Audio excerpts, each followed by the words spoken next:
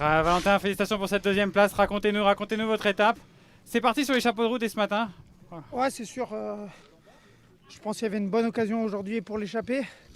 Bon, on s'est vite rendu compte que Visma avait l'intention de contrôler. Ensuite, il y avait, je crois, 6 mecs et après 8 mecs à l'avant. Donc, ça a été un peu un rythme effréné à l'arrière pour ne pas leur laisser trop d'avance. Donc, c'était vraiment difficile toute la journée. Ensuite, dans les bosses, ça a vite explosé.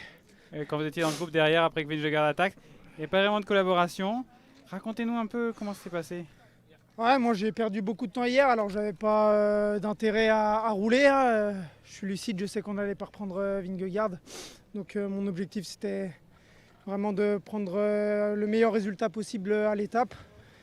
Et voilà, j'ai aussi profité du fait que je sois un peu moins marqué comme je suis plus dans le classement général pour m'extirper juste avant la descente. Et ensuite, au début j'avais pas beaucoup d'avance, mais je me suis dit maintenant que tu es là, il faut aller à fond dans l'idée et puis on verra s'ils te reprennent à la fin. Et finalement, ça a tenu. La dernière montée était assez roulante, donc je suppose que derrière, ils ont fait un peu attaque et se regarder, attaque et se regarder. Donc c'est pour ça que j'ai pu conserver l'avance. Surpris par l'attaque de Jonas Vingegaard? Non, c'est le plus fort. Alors, quand on est le plus fort, c'est normal de vouloir gagner les courses. Et ouais, aujourd'hui, je savais qu'il allait attaquer dans la partie la plus raide, dans la deuxième montée. Donc voilà, quand Campenhart a pris le dernier relais, je me suis dit, allez, faut souffrir encore un peu, puis après Jonas va partir, et derrière, ce sera les autres. Ok, de finir deuxième après Louis, ça signifie quoi? Kevin va klära ner.